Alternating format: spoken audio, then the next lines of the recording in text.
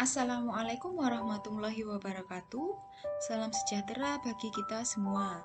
Di sini saya akan menyampaikan Learning Journal Agenda 2 yang hari ini materinya disampaikan oleh Widya Iswara Bapak Didik Duyanto MM dengan materi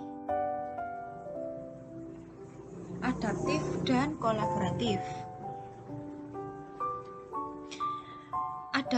Adaptasi itu sendiri memiliki pengertian suatu proses yang menempatkan manusia dalam berupaya mencapai tujuannya atau kebutuhannya untuk menghadapi lingkungan dan kondisi sosial yang berubah-ubah agar tetap bertahan.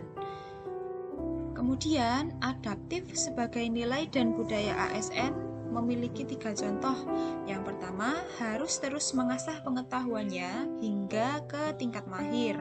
Selanjutnya, terus berkomunikasi hingga memiliki persepsi yang sama terhadap visi yang akan dicapai bersama.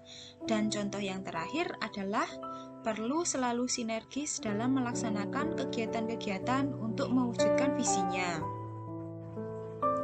Selanjutnya, pengertian dari kolaboratif itu sendiri adalah kerjasama sebagai sebuah proses yang melibatkan norma bersama dan interaksi saling menguntungkan antar aktor governance, mencakup kemitraan institusi dan pemerintahan untuk pelayanan publik.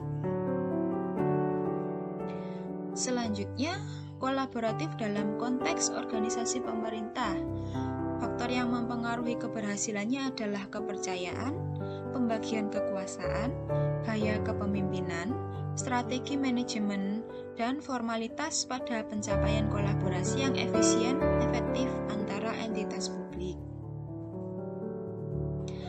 Selanjutnya, pada modul ini terdapat whole of government, yaitu sebuah pendekatan penyelenggaraan pemerintahan yang menyatukan upaya-upaya kolaboratif pemerintah dari keseluruhan sektor dalam ruang lingkup koordinasi yang lebih luas, guna mencapai tujuan bersama dalam bidang pembangunan kebijakan manajemen program dan pelayanan publik. Praktik dari whole of government itu sendiri ada penguatan koordinasi antar lembaga, membentuk lembaga koordinasi khusus, membentuk gugus tugas, dan koalisi sosial. Baik, terima kasih sudah menyimak. Wassalamualaikum warahmatullahi wabarakatuh.